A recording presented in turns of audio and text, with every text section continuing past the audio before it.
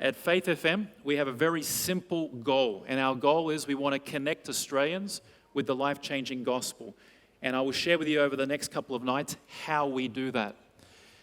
Faith FM, as of December last year, we had 180 broadcast sites, and we were reaching 1 in 5 Australians.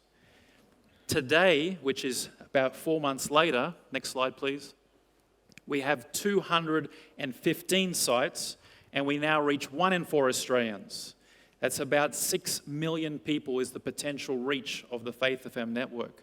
And so we are seeing exponential growth, and a part of that growth was the switch on in Canberra, which you heard about on Sabbath afternoon. We're super excited. There's going to be a big announcement in about 3 weeks about something that I can't tell you now, because if I did, I would be shot. But it's absolutely amazing what's happening with the growth of the network. Now, Shane, yes, you're about to become famous. And here's how. Back up on my screen. Oh, by the way, go ahead and sign up for our Soundbites magazine. It's an e-magazine. I send it out once every 3 months. You can go online and just register at faithfm.com.au/newsletter, and we'll send it out to you. You can get stories of listeners, what's happening around the network, and so on. Here's why you're going to be famous, though. Next slide I have up here. Can you see the screen? Maybe look this way. This says, I'm blank. Where do you think, what do you think the blank is? Yep. So I'm Shane from, where are you from? Albury. Albury. And you're listening to Faith FM right across Australia. Too easy? So I'm Shane from Albury, and you're listening to Faith FM right across Australia. So here's what we're going to do. We have this powerful missionary device. I told you about it yesterday.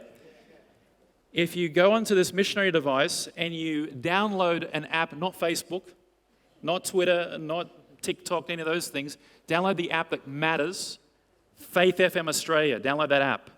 And when you get into that app, there's a little tab here that says Connect, and it says Pocket Studio. We have brought the power of the Faith FM recording studios to your phone. And what you can do here is press that big record button.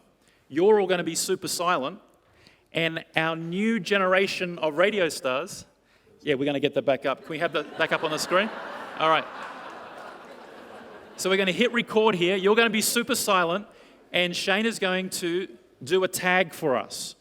And then I'm going to hit send. That's going to go to our Melbourne studio on Monday morning, if it's not a holiday. I think it's a holiday. But whenever the next non-holiday is, Brad's going to come in. He's one of our production guys in the Melbourne studio. He's going to get this recording, polish it up, and it will go to air right across Australia. And so we're going to hear you around Australia. All right? All right. Now, the great thing is, Shane, is that if you want to make a mistake and you want to have a practice, 2 practices, 5 practices, no problem. It just goes, listen, don't like it, retry it until you're ready. It's perfect. All right, so let's get those words back up on the screen again. I'm going to hit record. You're going to be super quiet. And here we go. Hello, I'm Shane from Albury, and you're listening to Faith FM. Right across Australia. That's all right. He's just demonstrating the feature of record again. All right. That was almost perfect. Quiet, please, on the set. Hello, I'm Shane from Albury, and you're listening to Faith FM right across Australia. Nailed it. Congratulations. Now, wait. Thank you for what you're doing. Wait. Come back. So I'm going to accept that. I'm going to put Shane in here. I just put your name here, so spell it, S-H-A-N-E. And you're from Albury. I hope that's right. I've got my glasses on here. That's all right, they'll fix it up. Hit send on that. And when I hope no one's got their phones turned onto the internet, while that's sending, this is what you get for being a radio star. Now, before I give it to him, we have just started creating a range of promotional material, not designed for you, but designed for you to share. And this is a missionary mug. On the front, it's got our Faith FM logo, obviously, but on the back, it's got a Bible text here which says, faith comes by hearing and hearing by the word of God.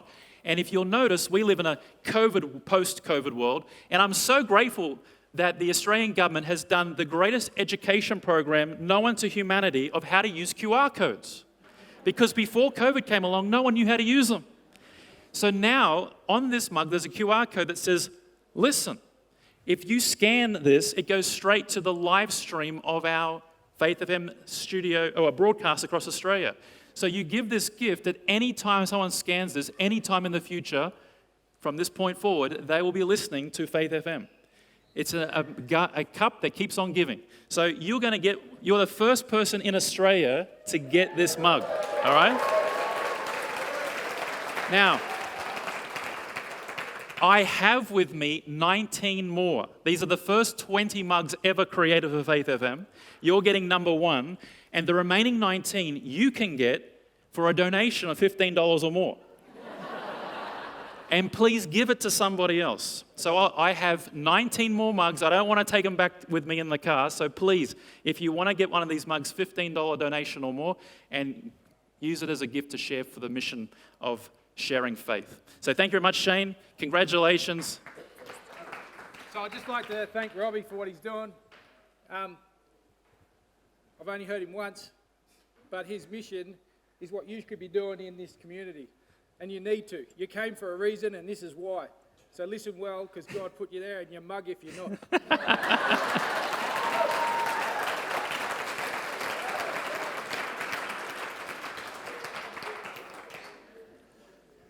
We got to get you on radio. All right, we're going to continue with our journey this evening. But before we do, I want to invite you to bow your heads with me. Our Father in heaven, it's time for you to inspire the hearts of those who are in the hearing of my voice. May your word come to life in a way that would transform not just the lives of those listening, but may it have multiplicational impact in the community of the spheres of influence of people here. Bless our time this evening. Help us to leave here with the thing that you have placed in this message for the person that's listening. In Jesus' name, amen. I'm calling this episode, because it's an episode, I'm in radio, so everything's an episode. This episode I'm calling Paper on the Table. Now, if you missed yesterday, I had taken you to the year 2001 in my personal life. I've sort of laid it all on the table. And I shared with you how I had those 3 really strange encounters happen to me. The first was that dark figure in the mirror in that nightclub. The second was the storm on the M1 coming south of Brisbane, and that lightning scene and the flashes of conscience and the self-condemnation of the wrong that I've done in the past, all flashing through my mind. And I was at this point as an atheist in my journey thinking, why am I seeing things and why am I feeling things that I don't believe in? And then I shared with you that event of September 11, 2001 that came just a few weeks later, and how ultimately everything turned upside down in my life. I was on a quite a nice trajectory in life. Everything was going very nicely. And yet these things happened. I come to work on the day after September 11, and my colleague shares with me this Nostradamus prediction. And jokingly was saying, hey, this is September 11 predicted. And I was sharing with you how that this put me in a position of, I'm going to do one better. And as I searched through Google, I came across that statement from Volume 9 of the Testimonies to the Church, which was written by Ellen White. I had no idea who she was at that point, nor did I really care, because the next paragraph, which talked about a spirit of war coming upon the world, that got my attention. That led me to the book of Daniel, based on that statement, and that led me back to Google to try and understand Daniel chapter 11, and as I read that, I thought this person has taken more substances to write this than I have taken in my entire lifetime.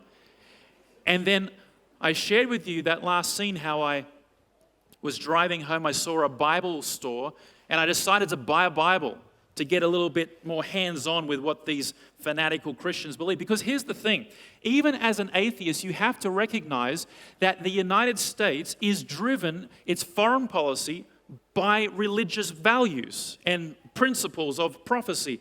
Even though you may not agree with it or believe it, that's what they're doing.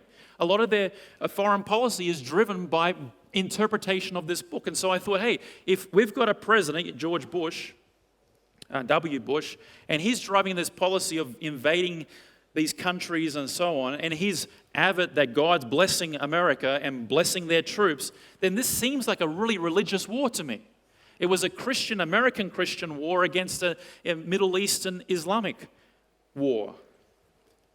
And so I wanted to get sort of a feel for if this is their rule book, what's their rules?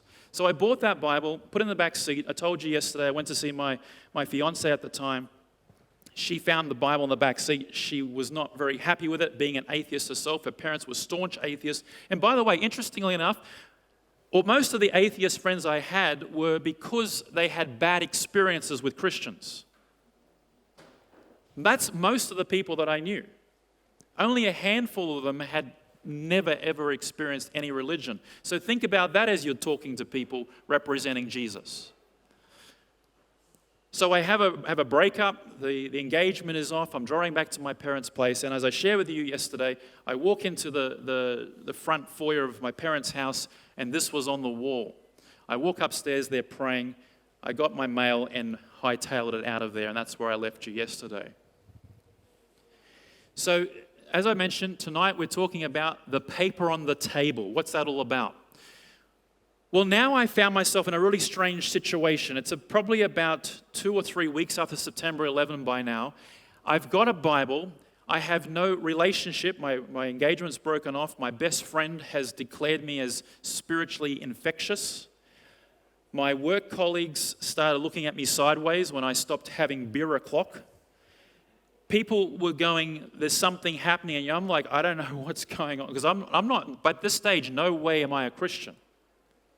But I found myself completely isolated from everything that I had just a few weeks before. I refused to go back to see my parents because it was just too creepy what was happening last time I saw them. And so I'm sitting one night at my kitchen table with this Bible. And when I looked at it, I thought, man, this is a thick book. I'd never owned a Bible. And you've all got a Bible, right? You all know how thick they are. And for an atheist, I'm not really super interested in anything that's in there. I'm like, this book is going to take me forever to read this thing. And if I read the whole thing, maybe I'll be corrupted. So let me have a look at the table of contents. And guess what? There was one. And this is kind of how it looks. When you look at all of that, and there's page numbers which I didn't transpose onto this slide, it's like normally 2,000 something pages in a Bible. That's a lot of stuff to read. So if you're like me, if you're listening and don't take this as inspiration, but when I was in grade 9, 10, 11, and 12, and they gave us book reviews, I did what every bad, good student would do. I'd go straight to the last chapter and read that, and then write my report based on the last chapter. Who's going to read a whole book to do a book review? Anyway, like I said, don't do it, but that's what I used to do. So when I looked at this, well, the last chapter is Revelation. Right? I mean, you know your Bibles, right? So I open up this Bible and I go right to this last chapter. I didn't know it was called books. It was a chapter to me. So I go to Revelation. I open it up and I start reading. What's Revelation chapter 1 verse 1 say? The revelation of Jesus Christ, which God gave unto him. What's it say next? Which he sent and... you guys Seventh-day Adventists or what? Which he sent and signified. Oh boy. Okay, here's your homework. Go home and read Revelation 1 and memorize it. Amen. Do you know Revelation 14 verse 6? Do you know what that is? Anyway, so I started reading Revelation, thinking it's the last chapter of this book. And as I'm reading it, from the very first thing, I'm like, the things which will surely take place. Okay, I'm in the right spot of this book because I want to know what will shortly take place. And if this is the last thing, this must be the last thing, right? So I start reading. I get down to verse 3. What's verse 3 say, everybody? Wow, I'm embarrassed for you. Blessed are those who read and those that hear and those that keep the things that are written therein, for the time is at hand. So I'm reading this. I'm like, there's a blessing reading this book. What's the blessing? There's a blessing hearing this book. What's the blessing? There's a blessing doing this book or keeping this book. What's the blessing? So then you keep reading down and you find that John introduces these 7 churches. That's chapter 2 and chapter 3. Then chapter 4, there's like this scene in some heavenly place. And there's golden lamps and there's thrones and there's these animals that I've never seen in my life. And then chapter 5 continues that scene. Chapter 6 takes you to the scene with angels having seals, and it's breaking one seal, and these catastrophic scenes follow. That's chapter 6, and chapter 7 introduces these sort of superhuman people that are withstanding this absolute turmoil that's poured upon the earth. I'm reading this thing going, man alive, this is really well-written stuff. Then it moves on to chapter 8, introduces these trumpet sounding, 7 of them. I started noticing 7s here and there, and this was repeated here, this word is repeated there. And then you move on to this chapter 10. So chapter 8, chapter 9 are trumpets. Chapter 10, there's this mighty angel coming down, and this book being opened and being eaten, and it's bitter, and it's sweet, and it's bitter. What's this stuff about? And then there's chapter 11. There's these 2 witnesses who are testifying, and then they're dead, and then they're testifying again. And then there's heaven opening and arks being seen. And I knew ark because I saw Indiana Jones, Ark of the Covenant. Sorry, Raiders of the Lost Ark. And I was like, is that from the Bible? And then you get to chapter 12, verse 1. This amazing scene taking place in heaven. I'm an atheist, but I'm finding this thing pretty interesting. And then there's war. And there's this war between this Michael fellow and these angels, and then there's this war between a dragon and his angels, and it seems to get pretty intense. And then in chapter 13, there's these 2 beasts that, again, I've never seen anything like them. And there's some kind of conflict taking place. And then in chapter 14, there's some kind of resolution taking place. And then chapter 15 and 16, all hell pours out on this planet, according to this book, as these things called plagues or vials. And chapter 17 and 18 are kind of weird and hard to comprehend because they sort of take you in this backward journey to revisit what's just taken place. Then chapter 19 is sort of the crescendo. There's a champion. The hero of the story, this Jesus fellow back in chapter 1, is riding on a horse in the sky. I mean, it's fantastic imagery. And then in chapter 20, it's like, what just happened? There's a bottomless pit and a dragon's in there and he's trying to wipe out everyone and everything. But then he ends up getting wiped out. And in chapter 20 and 21, there's like this whole reset, the Great Reset. It's really interesting. Now, backstory, I'm a computer programmer. I've spent my working life up to this point trying to be outside of the box in thinking. Clients come with multi-million-dollar problems, and our company brings multi-million-dollar solutions by thinking outside of the box. And we're taught to, we don't really get taught it. You either have it or you don't. You take these aptitude tests, and they say you're in or you're out. You kind of look at things, and you see things, and you sort of process things a bit differently. That's kind of why you're always on duty. When people are talking to you, like, well, I could fix that problem if you'd let me. When you see a problem in the house, you want to fix it because you could write some code to solve that problem. And so as I'm reading this book of Revelation, I read it through one entire sitting. It's about 2.5 hours to read the book of Revelation, at least for me it was. I read it from start to finish. And you know what I find, side note, I find it fascinating that as Christians, how many of you read Revelation from beginning to end in one go each time you read it? Almost no one. What do? You cherry pick this verse and that verse and this verse, and you think you've done a Revelation seminar. But you're missing the complete picture of Revelation in most cases. So I read the whole thing through, and I put it down, and I sat there for a while, and I was pondering what I just read. Now, I'm an atheist. I don't believe in supernatural stuff, but I've had this dark figure, I've had this storm, and then I've had this prophet thing. And now I am here holding a Bible. As I was replaying in my mind what I just read, and these scenes that change from one to another. You've read Revelation, I assume, right? You've all read Revelation at least once, cover to cover. You'll notice that there's constantly scenes changing. And then I saw. I'm no scholar, I was a programmer, but I noticed some key words in those passages which happen to reflect programming keywords. So it was kind of weird for me to look at this, and I started thinking, there's a pattern here. There's a lot of patterns here. And so at my kitchen table, remember I've got no social life now.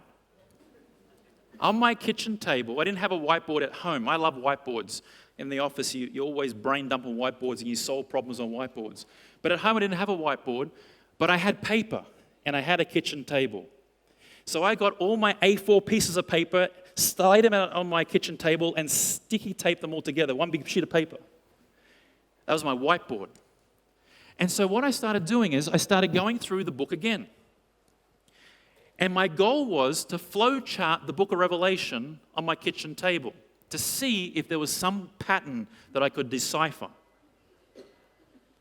Now, in programming, when you're solving problems, you try to immerse yourself in the problem before you try and find a solution. And so that's what I decided to do. I decided to read the book of Revelation 50 times. Right through, cover to cover, cover to cover, cover to cover. It took me about 3 weeks, just in evenings. I mean, I still had a job to do. This was just the evening thing. People, if they visited me, because they had no social life, but if they had visited me, they would have thought I was some sort of one of those nutters that have all the paper all over the place stuck with lines and drawings and things. So over the course of about 3 weeks, I read and reread the book of Revelation about 50 times. And what I came to see was a pattern, and I want to share with you. Now, what I'm going to share with you now, on the screen, what I'm going to share with you now is not inspired, okay? So don't go leaving here, that's the inspired view of Revelation. It's not the inspired view. It's the view that I see in Revelation to this day. I still have tweaked it many times over the years, but this is generally the view that I saw. Here it is. So what I call this is my Revelation chapter map. And this is what I did on my kitchen table there in Brisbane. What this represents here, if you can see it, you've got chapter 1. Can you sort of see the numbers on that top line? You sort of see that? I don't have a laser that reaches further enough, but you can kind of see there's 1, then there's 2, then there's 3. And then it drops to another line, 4, 5, they're a different color. And then there's 6, and then there's 7 sort of overlaid on the 6. You see 6 goes along a little bit of later. Then 8 and 9 and 10, 11, 12, 13, 14, 15, 16 all together. Then a big 17, then an 18, 19, 20, 22. That is how I came to see this book of Revelation after reading it 50 times. Looking at key words and looking at changes in scene and symbols that are repeated, I started to see this interesting pattern. And if you've been around Adventism long enough, you will be familiar with some of these terminologies, which I had no idea of at the time. The idea is this. So, I don't have here we go. So in Revelation chapter 1, you have an introduction, then chapter 2 and 3 is the 7 churches. You're all familiar with 7 churches, yes? And they all sort of cover a period of history. And then you sort of jump down to chapter 4 and 5, which deals specifically with a throne event. And then chapter 6 and sort of 7 recover the same sort of history that was covered in 2 and 3. And then chapter 8 and 9 sort of do the same thing with chapter 6 and 7, which is the same thing in chapter 2 and 3. So in a theological sense, now I have the words of repeat and enlarge. You've heard that before? So in the Bible, they'll say something here, then down here they will repeat that same idea and then enlarge upon it. Does that make sense? And that's what I was seeing in Revelation. If you notice back on the slide here, after that repeat and enlarge of chapter 2, 3, 6, 7, 8, 9, there's sort of this weird chapter that sort of sits there in this no man's land of chapter 10. And then 11 seemed to parallel with some of the events in 8 and 6 and 2. So I sort of laid that there. And then 12 sort of goes back before there's even a planet. That's how I read it at the time, with this heaven scene. And then goes all the way down to this point that we see in chapter 11, we see it in chapter 10, we see it in chapter 7, and chapter 6, and chapter 3. And that's what basically happened as I went through the whole book. Now, I have come to realize since then that there are some key dates in Bible prophecy. You're all familiar with them, aren't you? Key dates. Let me show you. On the screen here, I've got some of the key dates that we have in Bible prophecy. The first one is the 34 AD date. And I've put there why it's significant. In Bible prophecy, it's the end of the 70-year prophecy in Daniel chapter 9. You're familiar with that, yes? All right. Then we have this year 538, which is the beginning of the 1260-year prophecy. You familiar with that one? That prophecy ended in 1798, which is why that date's there. And then 1844 is the end of the 2,300-year prophecy from the book of Daniel. Have I lost anybody yet? Yes or no? Raise your hand if you're lost. All right, good. And then I put this date here, which is COP, or close of probation, or judgment being completed. And then I've got a 2C, which is the second coming of Jesus. And then there's a 3C, which is the what? Third coming of Jesus. These are key dates. We don't know when Corona was going to hit, do we? There's no date for the coronavirus. There's no date for Sunday laws. There's no dates for any of these things, or tsunamis or earthquakes. We just have some key dates that often tie into what God's doing, not what we think God's doing. Does that make sense? Now, the funny thing is, if I go to the next slide, if you overlay those dates with that sort of pattern that I got, you find something remarkable. Let me show you.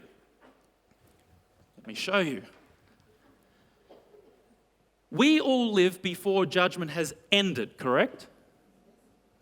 And we live after judgment has started, correct? If you run through every chapter that is touched in this time period, you find something remarkable. You find that the message to Laodicea is important for this time period. The message about the 144,000 is important for our time period. This message of there is no longer time is important for our time period. The message of you have to do something again in Revelation 10 is in our time period. There's an ark in heaven being opened is in our time period. There's war against this remnant is in our time period. There's a mark of the beast in our time period. 3 angels in our time period. I'm using the word one world. It doesn't have it there, but this coming together of all these kings of the earth, that's in our time period. And the judgment on that system in our time period. Now, I didn't have those dates in 2001, but I had all those terms in 2001. Before I knew a Seventh-day Adventist, these terms were on my piece of paper. Why? Because they're in the book of Revelation, in that exact column. Does that make sense so far? So what started happening is I started to get freaked out. I'm only an atheist, right? I'm no theologian at this point in my life. I've just read the book 50 times, literally 50 times. I've flowcharted to the best of my ability on pieces of paper in my kitchen table. And as I look at it, I'm like, and I didn't have close of probation, I just had this second coming business. So some of that was squished a little bit more on the original. But I had this weird picture of these people at the beginning that all seemed to be God's people. Then I had this whole message to the world business in those time no longer, do it again, ark in heaven. Then I had this conflict, war, mark of the beast, these 3 angels, one world and judgment. I had all that scene. And if you were an atheist and you looked at this, you'd go, dude, I think I'm sitting about here. That's what was happening. The 100-year war on terror that Roald Drumsfeld just announced was what I was seeing.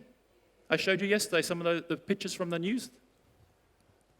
So looking at that, the next thing was whatever this is all about, and then we're heading to this. And then I started thinking maybe that storm with the flashback that if there is an end to the world, this is how it's going to start. And if there is a God, then you're lost. Those thoughts, maybe it's a premonition.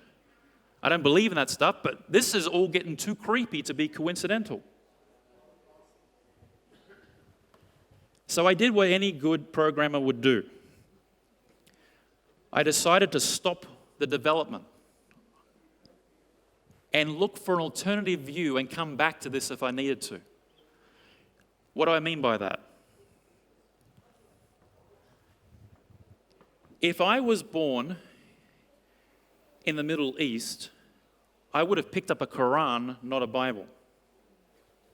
If I was in India, I would have picked up the Vedas, the religious texts of the Hindus. If I was in most of the Asian countries, I would have picked up the teachings of Buddha.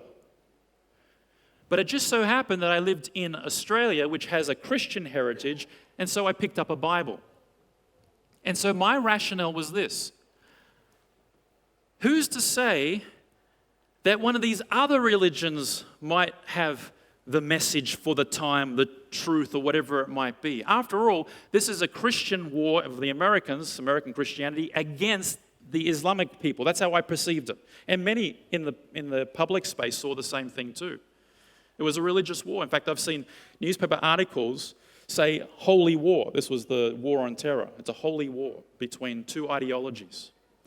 So what I did was I put aside the book of Revelation, I folded up all of my paper on the table, which represented that Christian column, and I decided to go and seek out the teachings of the other worldviews. Now, I don't have enough room on my slides to show all the other ones. I looked at Aztec religions from South America. I looked at African tribal ancestry type worship religions. I even looked at indigenous religion here in Australia with the Aboriginal cultures.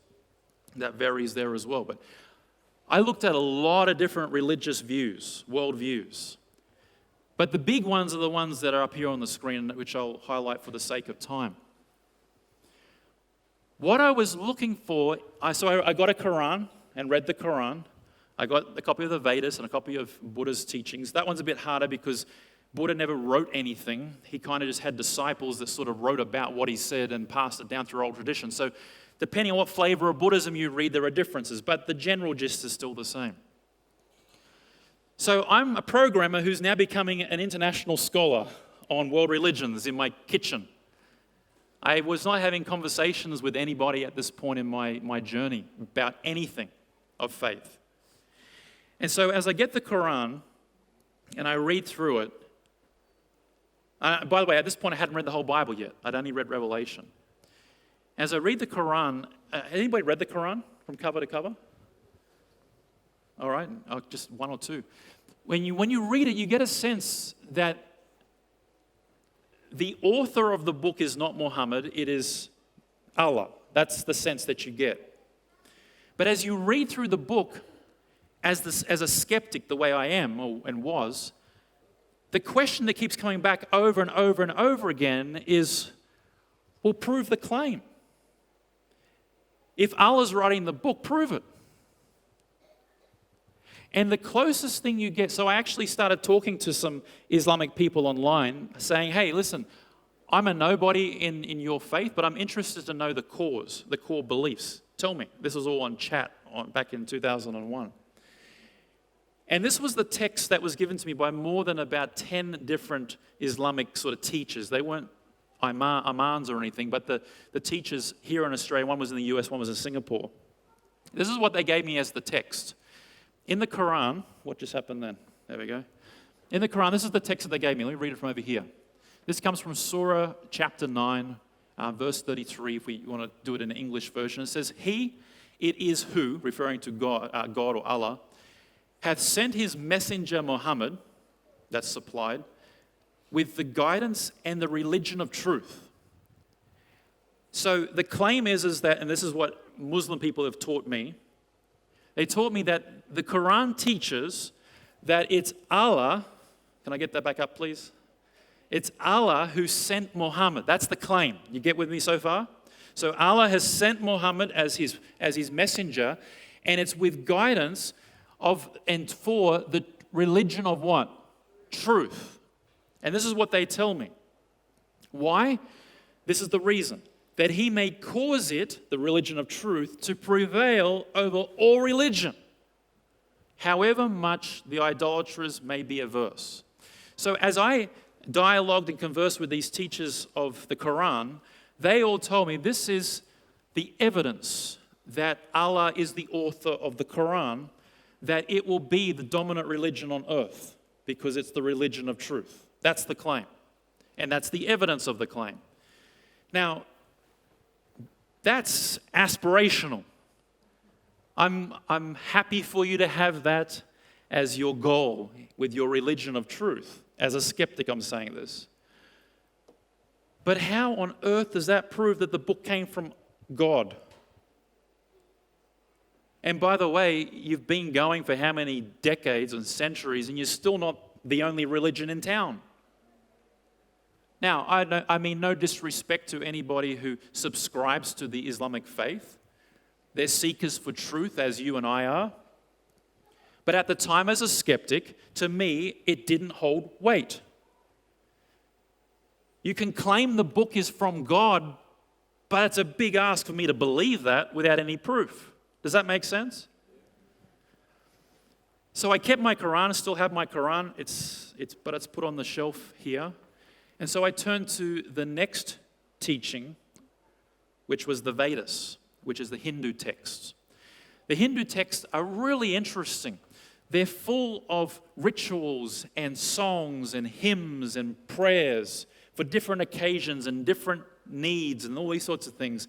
But the surprising thing for me, now if you know the Hindu faith at all, they have a claim to fame of 330 million deities in the Hindu faith. There's three main ones, but there's 330 million deities in the Hindu faith. Now what's interesting is that you can read the Vedas from cover to cover, and they're believed to be the oldest religious text ever written, and yet there's not a single claim in one of those texts, in one of those songs, in one of those prayers, that they come from God. There's not a single claim. So I thought, well, that's really interesting. There's no claim for God in this one, that God's the author. It's really fascinating. It stands out like a sore thumb. And then I turned to the teachings of Buddha. And I remember I said Buddha never wrote anything, but his disciples wrote about what Buddha taught. And what I found was this amazing dialogue that takes place. This is what it says. It says, a man came up to him, referring to Buddha, and was so taken by the light. He asked, are you, so this is a man coming up to Buddha, and he asked Buddha this. He says, are you a celestial being or a god? And he answered, this is Buddha. Buddha says, no. And then he said, well, you must be a magician. And Buddha says, no. Well, are you a man? Buddha says, no. Well, what are you? The man asks. He says, I'm awake, which is enlightened. Of all the teachings that Buddha is ever responsible for teaching according to the various traditions of Buddhism, there isn't a single claim that Buddha was God. Buddha doesn't claim to be God. He claims to be one like us who have finally reached the point of detaching from all earthliness and worldliness. You should try it sometime. It wouldn't hurt for Adventists to become slightly Buddhists. If you followed the Buddhist Four Noble Truths and the Eightfold Path to Enlightenment, you'd be a better Christian. And I don't say that facetiously. They talk about thinking right, doing right, being right, all these right things. And you know what? The difference between the Buddhist and the Christian is the Buddhist is trying to do it themselves. The Christian is relying on Jesus to do it in them. But Christianity today is so weak that we don't even expect those things from Jesus. So Buddha and Buddhism was moved to the side of the table. And after a series through these other different religions and things that I mentioned before, which aren't like in the major religions, I came back to the Bible and I thought I should do the same thing that I did to the Quran, to the Vedas, to the teachings of Buddha. I should read the whole Bible. That was one of the hardest things I've ever had to do in my life because it's a long book and it's a complicated book and there's lots of things that just don't make sense as you're just reading through. But as I'm reading through, I get hit with this passage in Isaiah chapter 46. And this is what it says. In this passage, it sort of jumped before they switched the screen over, but in this chapter, it's God supposed to be speaking. The God of the Hebrews, the God of the Old Testament, the same God that Jesus says is his Father in the New Testament. So this is a pretty authoritative chapter, if you believe this stuff. So I'm reading this, and I come across this passage that says, remember the former things of old, for I'm God, and there is no other. I'm reading that, and it stops me in my tracks. I'm still an atheist. I'm no religious nut here in this part of my story. I'm never a religious nut in any part of my story, just to be clear. But think about this. You're not religious. You pick up this book, you know what I've been through so far, and you read this passage. It says, I am God, the author of this passage and assumingly the whole passages that make up the book, the Bible, and it says, and there is no other. No other God is the claim that this book makes. You can't have it both ways now. This book doesn't let you decide you can have this book and a bit from this book and a bit from that book, a bit from... It doesn't do that. It gives you an ultimatum. I am God and there is no other, for I am God and there is none like me. Now, when I read that, I was like, well, at least you've got the kahunas to say it. At least the book claims something. The best claim you get out of the Quran is we're going to wipe out all other religions. The best thing you get out of the Vedas is here's some songs to sing when you have life. When you look at the teachings of Buddha, it's try and do these 4 things, and eventually the 8 right things that you do will make you better. But this book comes out and says, I'm the only one in town. So what do you think my secular programming brain thought next? Someone's like me. Prove it. How do you prove that? How do you test that claim? I want you to know, so I've already given you a hint, I've highlighted it there, and you're all good Adventist Bible students, so you already know the answer to this, but I'm sharing my journey. Verse 10 says, declaring the end from the beginning. I read that and I went, is this like a 1-800 hotline number for tell the future sort of thing? In the early 2000s and the late 1990s, there used to be a channel in Brisbane called Bris 31. I don't know if it's still there or not. And that was like a community channel. And every night after a certain time, it was like live card reading. And people would call in, and you have a person on the screen, and they're like, do you see a dark, tall, handsome stranger in your sphere of friends? And then on the phone it's like, no. Well, you're going to see someone. And I was just like, what a load of rubbish, man. And I love how that the first thing when you call the numbers is, hey, what's your credit card number? And I'm like, you tell me. And you know these, anyway. So I'm reading this here, back on the screen, please, my text. Declaring the end from the beginning. You all know that's talking about telling the future. You can tell the future from the past. Now, that's the ultimate insanity. Has anybody ever listened to a weather report? I mean, it's getting better, I'll give them that, because now they're creating the weather, right? But anyway, I'll give them that. They're getting better. They can do forecasts and those sorts of things, good stuff. But telling the future before it happens, that's insanity. You know why? Because humans can't do that. I thought at 35 I'd be retired with 10 houses and at least a boat. It didn't even happen. And then it continues on, and from ancient times the things that are not yet done, saying, my counsel shall stand, and I will do my pleasure. And I'm like, okay, so you're not only just, I sort of, look, forgive me if this sounds sacrilegious, but this is how I thought. Not only are you arrogant, God, of the author of this book, to say you're the only God in town, no room for anybody else, just you, but then you have the kahunas to say, I'm going to tell you and show you how to prove it. I'm going to tell you the future before it happens. And then he has the gall to say, and by the way, my counsel shall stand and I will do my pleasure, which I read to take as, you can try and change what I tell you is going to happen before it happens, and you're not going to be able to do it. Because how amazing would that be? I'm going to tell you it's going to happen like this, and someone goes, oh yeah, well, I'm going to do it differently. God goes, no, you can try. It's still going to be my will, according to my pleasure. So I'm reading this, and I'm like, this is heavy stuff. Because what I ended up with on my table, on my piece of paper, is my matrix. Hey, I'll skip this. Well, first with the matrix is this one. It says that there's a claim that's made. There's no other God. And the claim is that there's evidence that will support my claim, which is I'm going to tell you what's going to happen. So I put a matrix together. So I have Islam, Hinduism, Buddhism, Christianity, and other along the bottom. And then I went, okay, so which one of these claims to be the author of this text is divine, or this author of this religion is divine? Who claims that? Well, Islam claims the author of the book is divine.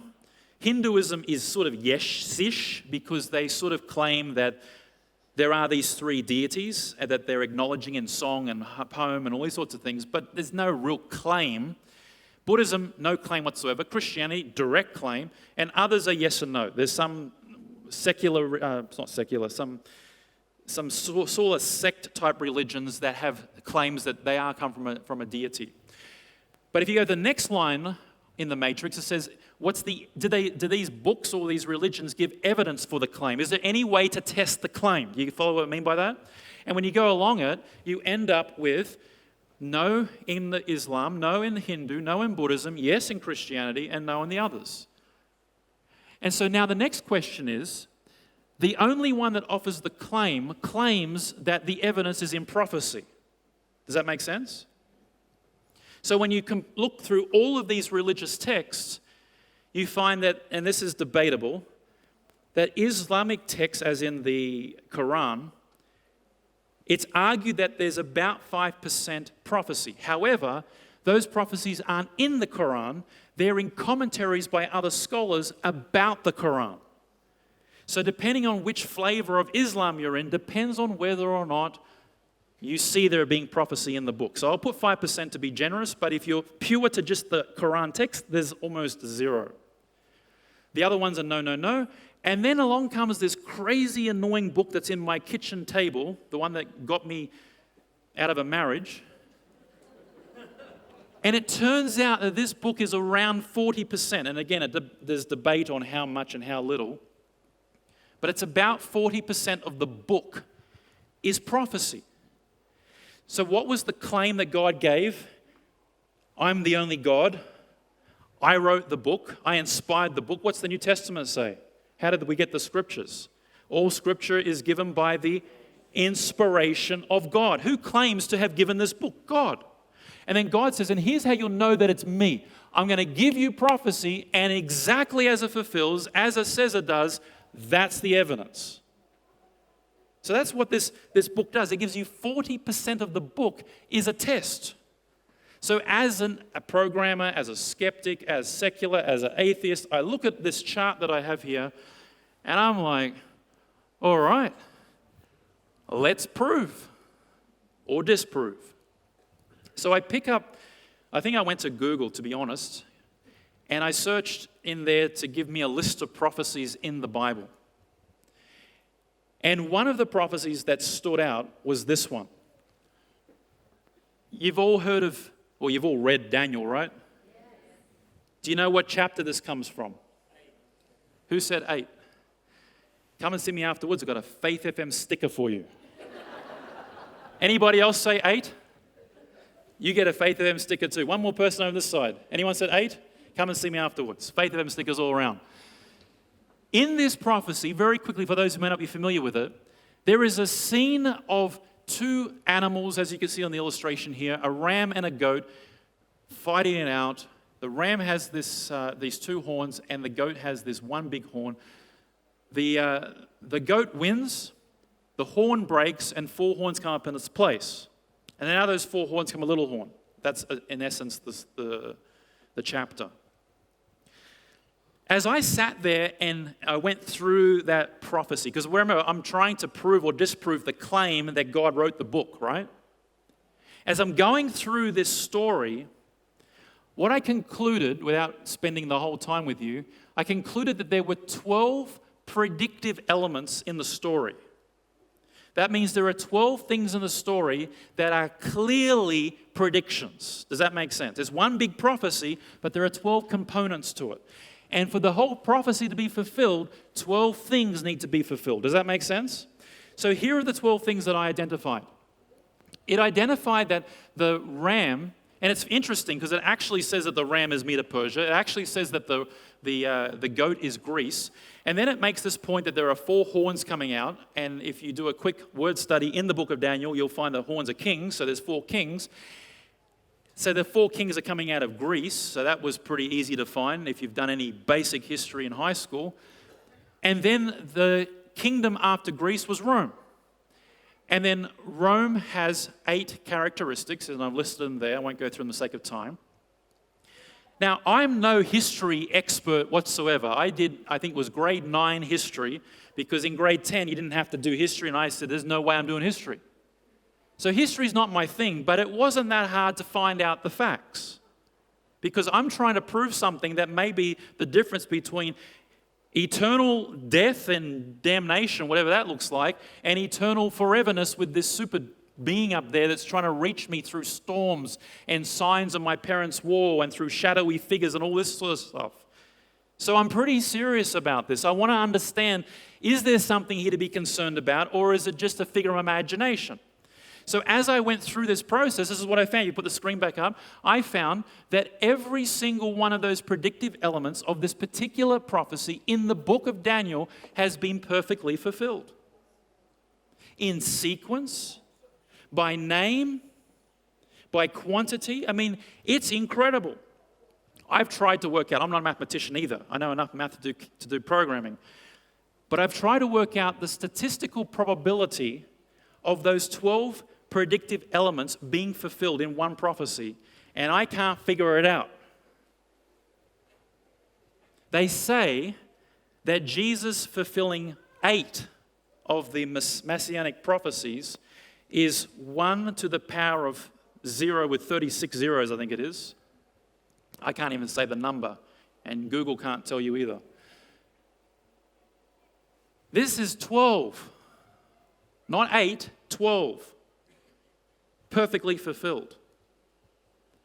So when I'm looking at this on my kitchen table one night, I come to this conclusion. I've got 2 options. Either the prophecies are hoax, or it's supernatural. That's the only options I can arrive at. There's no in between here. God's claiming that I'm going to give you prophecy, I'm going to tell you the future, exactly how it's going to happen. My counsel will stand. People will try and change it. They will fail. It will stand. It will prove that I'm God. I've looked at one prophecy, found 12 predictive elements, and it was perfect. It's either a hoax or it's supernatural. So I thought, let me try another one. So I went in the same book. You know this prophecy, right? I don't even have to tell you. When you do the same thing to this prophecy, there are 7 predictive elements in this one prophecy. And those are these kingdoms, as you're all familiar with them. And ultimately, it's that last empire, or the coming of Jesus. When I did the exact same thing that I did with Daniel 8, I found fulfilled. Hasn't happened yet. Amen? Oh, come on, aren't you happy Jesus hasn't come yet? Because you'd be lost. That person you were praying for might be lost. I'm glad he hasn't come yet, and not for the reasons you think. I don't want a bigger house, a bigger car, or a promotion. I just want people to be saved. Kitchen table.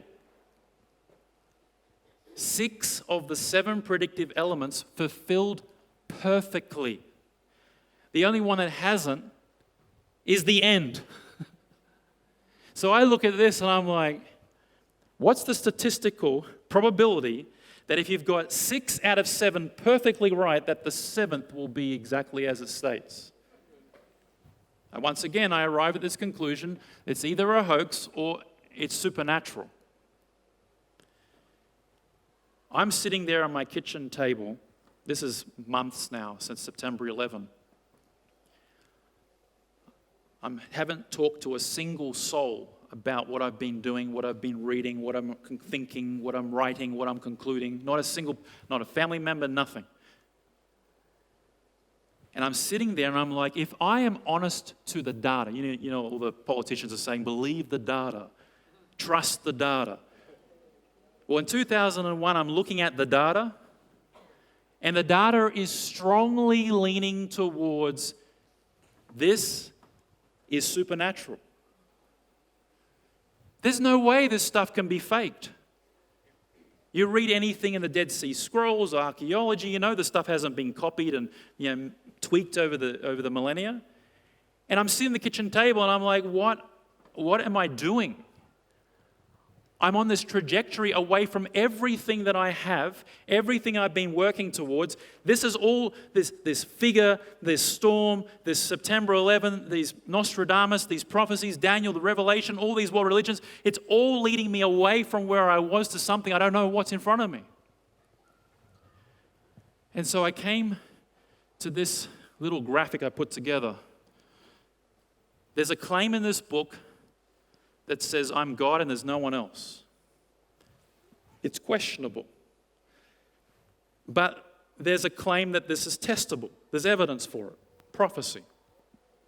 And so logic suggests that if the evidence is verified, the prophecy, then that verifies the claim that God exists.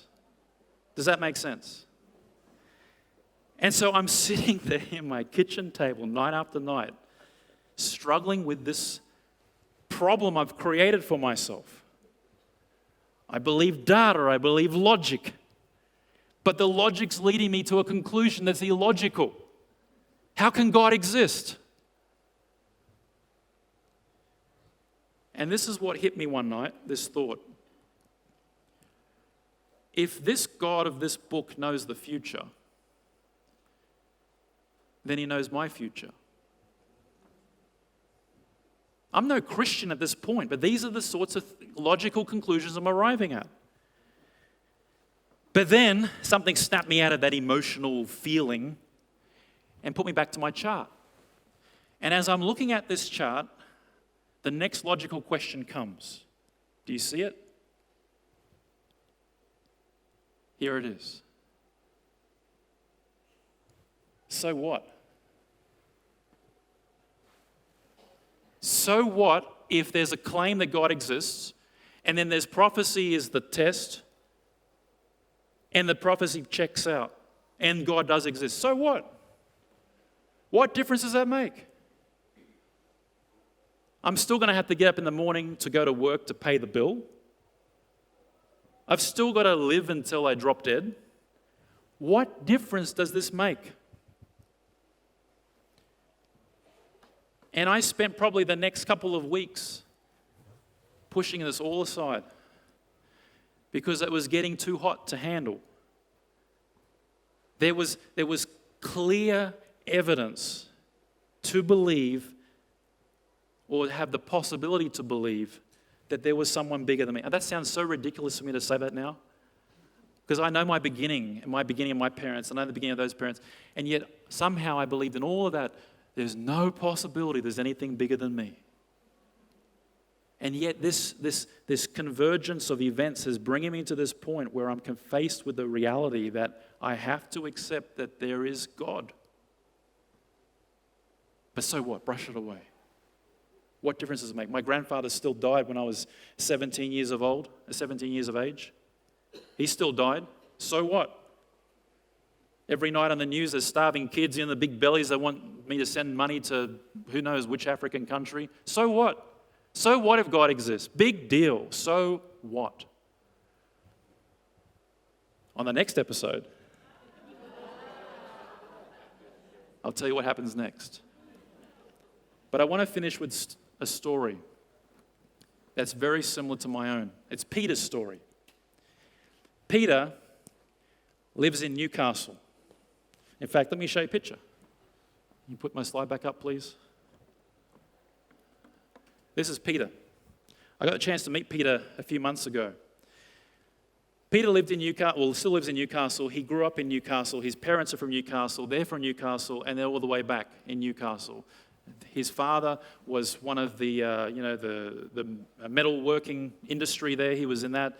And his father was a typical Aussie male in Newcastle in the early parts of the 1900s, where he drank, he fought, he did what he had to do, and Peter tells me that he had problems with his dad being abusive.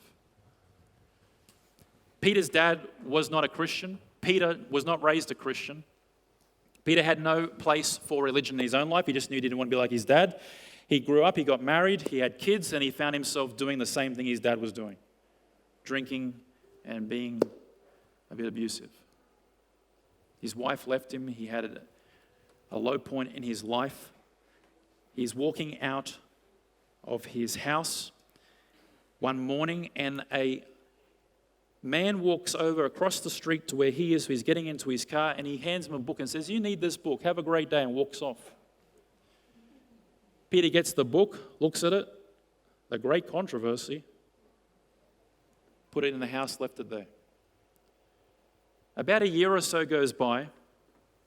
Peter is a water meter reader, and his area is in Hamilton and Newcastle. And one day his boss calls him and says, "Peter, we need you to go to this place called Morisset." He gets in his work van. He starts driving towards Morisset. Peter loves heavy metal rock music. He gets in the car. He puts his radio station on, I think it's 87.6, and he's listening to his heavy metal station there in Newcastle. He's driving south down towards Morisset. About halfway there, he had a problem. Instead of singing some lyric from a heavy metal station, it switched over to talking about Jesus, because the station frequency switched from Newcastle to the Morisset one, and he got Faith FM. He said he was so shocked that he was 1 minute listening to heavy metal to the next one hearing about Jesus. He reached over to hit the seek button to find the next station, but something stopped him. And he said he listened all the way down to Morisset, all day in and out of the car while he's doing his water reading. There was something about what he was hearing that he'd never heard before.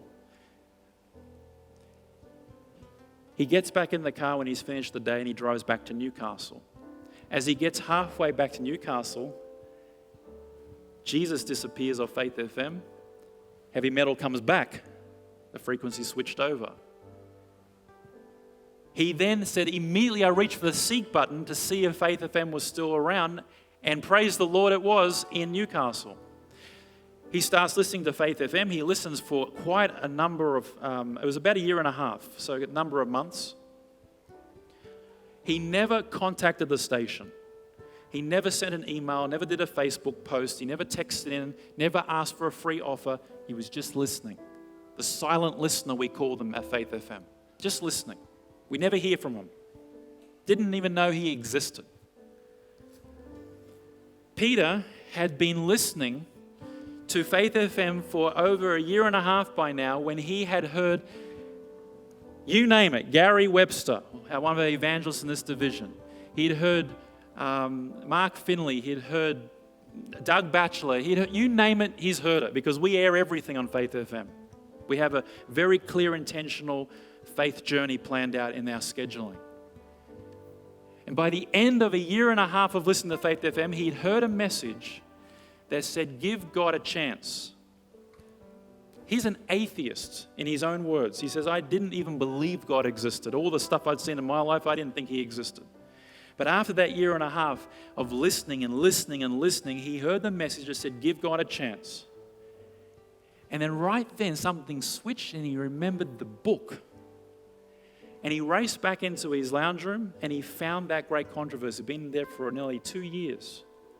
He pulled out and he read it from cover to cover. That night, he gets onto Google and types in Seventh-day Adventist Church. You can't listen to Faith FM for a year and a half and not know it's Seventh-day Adventists. It's impossible. He Googles the Seventh-day Adventist Church. He finds it's the Hamilton Seventh-day Adventist Church. On Sabbath morning, he drives to the church. First time ever to church. He comes in, he sits in the back pew. He's listening. At the end, Pastor Justin gets up. He walks out, shaking hands. Peter walks up and says, Pastor, I'd like to get baptized. Justin says, oh, that's great. Who are you? He said, I'm Peter. I want to get baptized. I want to give Jesus a try. Justin is a good pastor. He says, well, let's get together, have some Bible studies, and we'll get you on that journey. He says, oh, what do you want to teach me? I've been listening to Faith FM for a year and a half. He says, well, there's some things we need to make sure. He says, what, like investigative judgment? Like Sister White? Baptism by immersion? Vegetarian living? He rattles off all the things that we believe. He'd had no contact except for Faith FM and the Great Controversy. Pastor Justin said to me, he said, I have never in my years as a pastor experienced this. They did end up sitting down and having 6 sessions together. Justin wanted to be sure. And Peter got baptized. And today he is leading the men's group at that church. All because he'd heard the word being preached to him through the airwaves, and he decided, you know what? I am going to give it a try. In my story, I haven't reached that point yet. But Peter reached it. I want you to remember this story because it was because something was placed in Peter's hand that ultimately got him over the line, so to speak. Each one of you, you're already in the camp of the saints. Amen? Turn to your neighbor and say, I'm in the camp. Oh, come on now, with gusto. I'm in the camp. You're in the camp already. But that person you were praying for yesterday is not in the camp. Here's what I want you to do tonight. I want you to promise me that you will give, I don't know, $15, $25, whatever. I don't really know the amount. But are you prepared to give, say, $25 for that person you're praying for? You prepared for that? Yes or no? I don't want your money. Don't be, this is no teller evangelist here. I'm not asking for your money. But I'm asking you, how serious are you? Would you give $30 for your friend that you're praying for? To see them in the camp. And when I say the camp, the kingdom. Would you do it?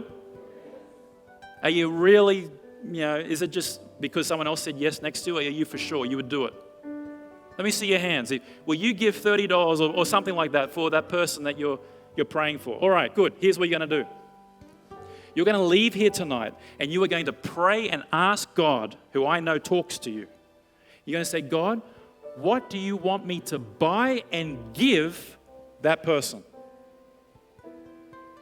We've got great resources at the ABCs around Australia, different books, different DVDs, CDs, whatever. God knows what that person needs. I could say, go get the book, Decoding Bible Prophecy, our number one requested book at Faith FM, Decoding Bible Prophecy. I could say, go get that, but I don't know if that's the one your friend needs. I could say, give them the Great Controversy like Peter, but I don't know if that's what they need. God knows what they need, amen?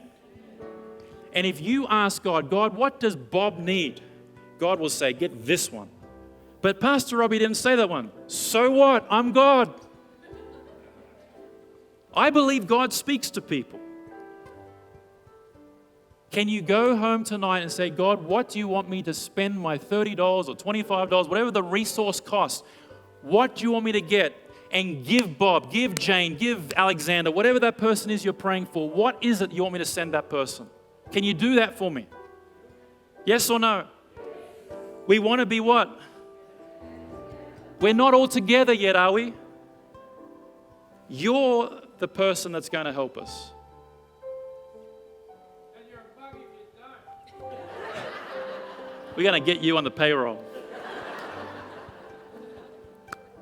Friends, I'm going to pray for you. I'm going to pray right now that God will start speaking to your heart. What does that person need? What resource do they need? Go browse the online ABC catalog. I don't get any kickbacks from this, by the way. Go browse their catalog and see if God speaks out. That's the one. Get that one and send to their friend. Get that one and send to your cousin, your daughter, your relative, whatever it is. Get that one. Can you do that for me? Yes or no? All right, stand with me. Let's pray.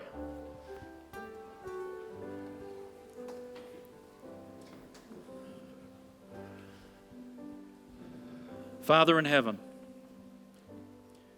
yesterday you gave us a name to pray for. We've set our alarms. We're praying for Ben. We're praying for Jane, for Bob, for Sarah, whatever the person's name is. We're praying for them. We've got our alarm set. We're being faithful. It's not costing anything to wake up and pray for this person, but we're doing it. But tonight, Lord, we're calling on you to do something which has probably not been done for most of us.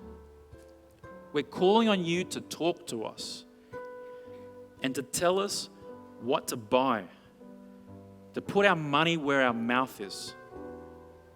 We complain about pastors, we complain about presidents, we complain about church members, but now we're going to shut up, we're going to get our money and we're going to put it into a resource that you're telling us to buy for that person we're praying for. Help us, Lord. Speak to us. Remove the barriers that are blocking our hearing from your Holy Spirit's promptings. Show us what resource to get and what to give and how to give it to our prayer contact. Because it's great being here at camp, the fellowship, the friendship, the good food, the exercise, the kids. It's so fantastic. But there are people outside of the kingdom. And I don't want one of us to leave here going, oh, how great was camp, without yearning for the soul that was not here. So, Lord, bless each mind that's standing. Open up their sensitivities to your promptings and your leading and give them a story. We pray this in your holy name. Amen.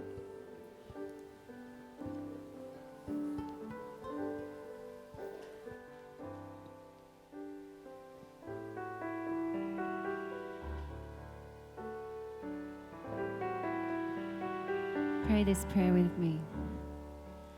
I got a call from an old friend. We laughed about how things had changed, but I could tell we're going well as he claimed. He tried to hide his feelings, but they only gave him away. The longer I listened, the more I kept wishing that I knew the right words to say. Can you reach my friend? You're the only one who can. Lord, I know you love him. Help him understand. Can you reach my friend? Bring his searching to an end. Help him give his heart to you. We talked for more than an hour. I smiled when he mentioned your name. I said that I knew you. I told him the difference you made. But he thought he would never need you. But maybe he's changing his mind. As we said goodbye, Lord, I told me that I had found something he'd like to find.